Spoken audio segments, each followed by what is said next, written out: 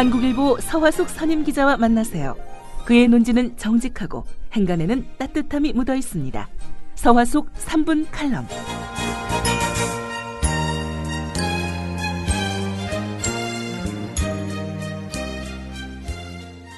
안녕하세요. 서화숙입니다. 한국 사회가 뒷걸음치고 있다는 점만은 분명합니다. 그러면 얼마나 뒷걸음치고 있나? 여러분은 어떻게 측정하십니까? 저는 이런 지표들을 사용합니다. 공직의 엄격한 도덕성이 무너졌다는 점에서 노무현 정부 이전, 즉 2002년으로 돌아갔다고 생각합니다.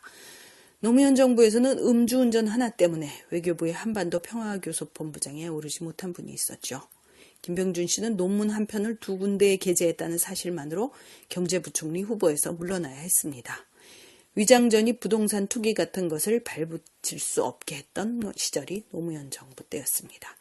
김대중 정부에서도 장상 씨가 복지시설을 짓겠다고 투기와는 상관없는 지역에 친구들과 땅을 산 것이 문제가 되어 총리에 오르지 못한 것을 생각하면 이번 정부의 인사를 놓고 보면 김대중 정부 이전, 즉 1997년으로 돌아간 것인지도 모르겠습니다.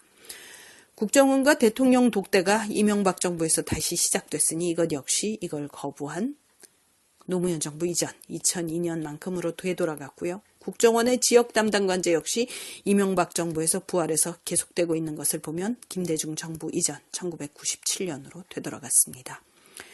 역시 이명박 정부에서 중단된 금강산 관광이 다시 열리지 않는 것을 보면 1998년 이전으로 돌아갔습니다. 전교조가 합법화한 것이 1999년인데 이번 달 23일까지 해직교사 노조원을 탈퇴시키지 않으면 불법 노조로 한다고 정부가 으름장을 놓고 있으니 전교조가 법의 노조가 되면 1998년으로 되돌아가는 것입니다. 방송이 대통령이나 정부 정책을 비판하기 시작한 것은 노무현 정부에서였습니다. 김대중 정부 때까지도 방송 뉴스는 땡 어쩌고 뉴스를 했습니다. 땡 15소리가 울리자마자 대통령 뉴스로 시작했다는 거죠. 전두환 때는 땡전이었고 노태우 때는 땡노였고 김영삼 때, 김대중 때 모두 땡김이었습니다. 그렇다면 대통령 찬양이 다시 살아난 방송은 2002년으로 돌아간 것이겠죠. 그러나 사회의 굵직한 변화를 완전히 외면하고 정권 찬양 일색인 방송을 말한다면 이건 전두환 노태우 시절로 돌아간 것이 아닌가 싶습니다. 방송에 비해 신문의 권력 비판은 지속되었는데 흔히 말하는 조중동 체제, 다시 말해 보수 내지 수구신문의 카르텔이 형성된 시기는 대개 김영삼 정부 하반기로 보고 있습니다. 신문 가운데 가장 부수가 많고 영향력이 크던 동아일보가 조선일보에 밀린다는 생각을 하고 조간신문으로 발돋움한 1993년부터 97년 사이에 정치 권력보다는 경제력, 즉 광고 시장의 중대성이 부각되면서 점차 논조를 보수화시키기 시작합니다. 이어 1997년 김대중 대통령의 당선과 더불어 적극적인 정부 비판에 나서게 됩니다. 진보 독자보다 수구 독자가 많다는 판단에 따라 정파적 수구신문의 시대로 접어든 것입니다. 그러니까 신문에서 이런 체제가 아직 끝나지 않았다는 점에서 여전히 1997년 이전 시대에 살고 있습니다. 최동욱 전 검찰총장의 사례에서 보듯 정보기관의 개인 사찰 문제를 보면 박정희 유신 정권까지도 되돌아갔다는 이야기도 합니다. 1972년 10월 17일 선포된 유신 말입니다. 그러나 위에 말한 것들은 모두 정치적인 문제를 겸한 거대한 정책의 문제들이었습니다. 여러분의 일상에서는 얼마나 미끄러지고 있을까요? 경찰이 검문하면 그대로 응하십니까? 내 개인정보가 정보기관으로 흘러가 나를 위협할 거라는 불안감이 드십니까? 친구들에게 대화를 하면서도 이 말이 혹시 도청될까 걱정이 됩니까?